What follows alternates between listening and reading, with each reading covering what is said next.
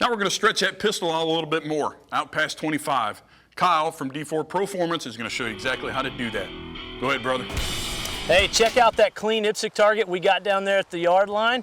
Kyle here at the Pascagoula Police Training Facility again. So what we're going to do is talk about shooting distance today.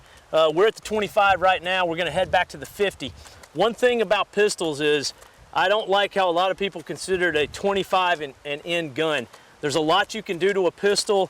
Match barrels, a good set of sights is the most important thing.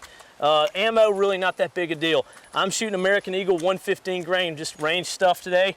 So I'm gonna get right here at the 50. I'm gonna take 5 shots on paper just to see where this gun hits at.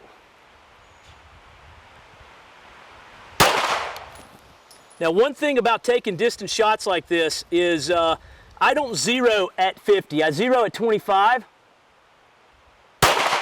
Now, a lot of people might be thinking, zero a pistol? Absolutely. If you get a pistol from the factory, do not assume that it's perfect. What ends up happening is that even stock sights like the plastic ones on a Glock, they're really not that good.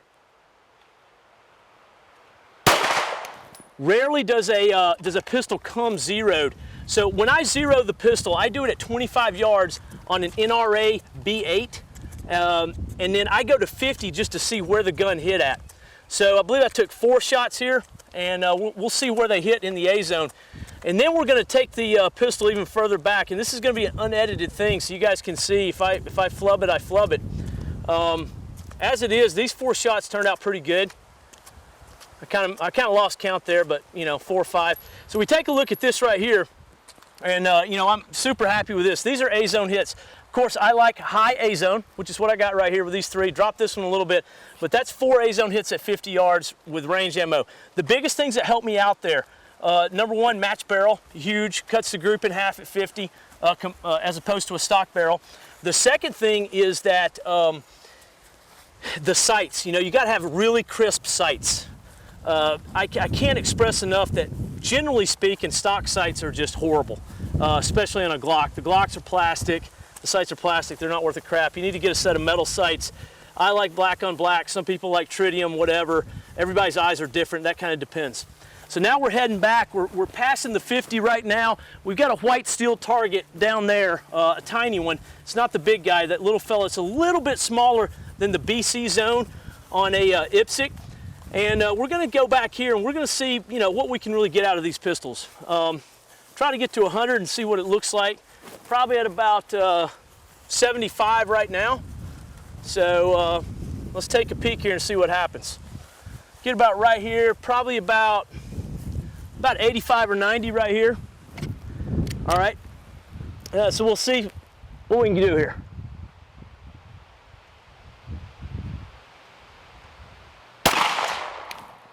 I think that was a miss. I'm gonna take one more. Center mass hit right there. Had to play a little bit of wind because the wind's gusting a little bit. So back here, no problem. We're 85 yards in a hit. And what I want you guys to get out of this is just to realize that pistol is not a 25 yard and in gun. If you have to, if it's all you got, you go with it. But you don't want to have to invent it on the day. You want to have a plan.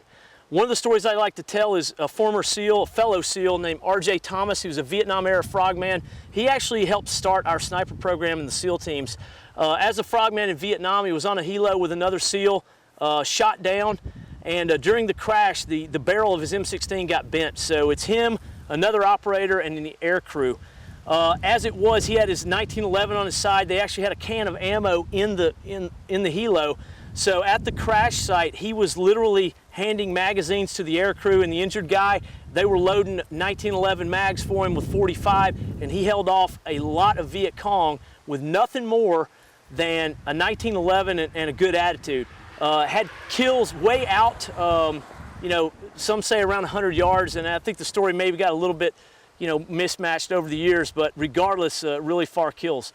The other thing is a lot of the guys I've trained in the United States, state troopers from different areas, have engaged guys at 50 plus yards with service weapons. Now I'm shooting a compact today, and a compact pistol typically a little bit harder than a full frame, but a full frame service gun should be no issues to get out past 50. Again, good sights, a match barrel helps but not necessary, and good training. So get out there on your own, put some targets up, know where you hit at 50, know where you hit at 75, know where you hit at 100, and always believe in that gun, especially if it's the only thing you got. We'll see you on the range.